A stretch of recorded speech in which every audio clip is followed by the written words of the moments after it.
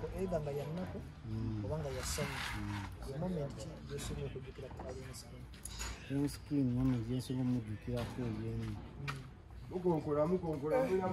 nze nsobola omujjukirako nali awo ku Moonlight bamanyi obulungi kiseera nga yakajja nga tuli munda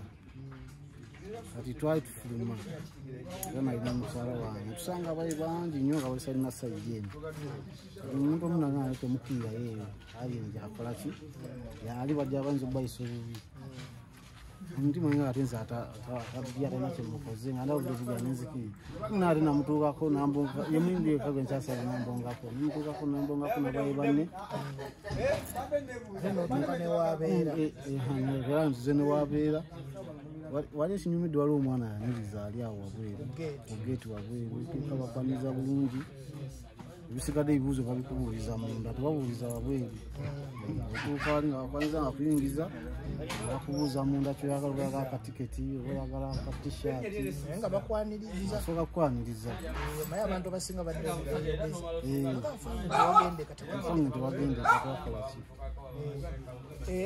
waliwo nagambye nti akwagadde nnyo bakuwe pepisi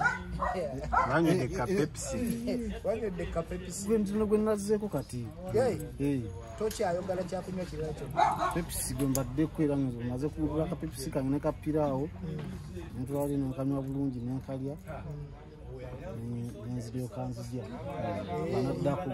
wali sinyo fani wa soda nywanyi nakozesa nnyo obutunda ati kapepisi kate bambi kalina eddekende kalungi nnyo kati saawa zino kalungi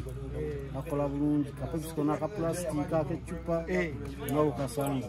kakola bulungi ne Starbucks era amafuta mpozi gaweddemu mwegaali wetuva wano nakikola kulanti tuli ku Fangon Boys bonabona ate n'oba oyagalaga waka bakuwa wa Starbucks bona buno bunakutadde oba bagayina oba olina oba oyagala kidizero petroli bayisa bulungi abantu ngera batuusiza wano ku Starbucks era amafuta